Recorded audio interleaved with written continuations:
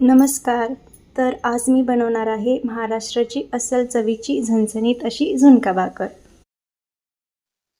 महाराष्ट्राची अस्सल चवीची ओळख म्हणजे झुणका भाकर.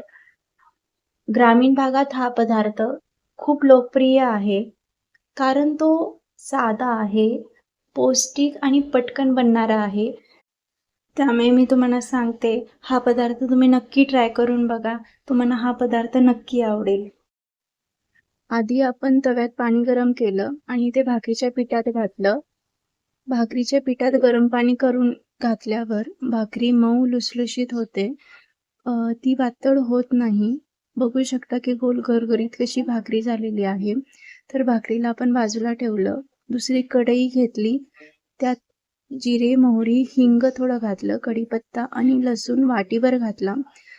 एक चिरलेला कांदा घातला आणि तो परतायचा. त्यात हळद, 1.5 चमचा तिखट घातलं. थोडंसं झणझणीत पाहिजे म्हणून तिखट जरा जास्त घातलं. मीठ घातलं आणि मग डाळीचं पीठ घातलं. डाळीचं पीठ 1 वाटी घातलेलं आहे.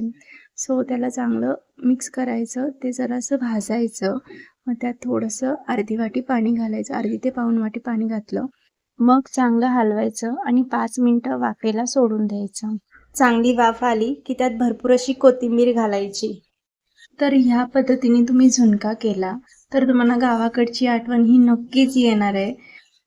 तर तयार आहे आपला गरमागरम झुणका आणि गरमागरम अशी मऊ लुसलुशीत भाकर.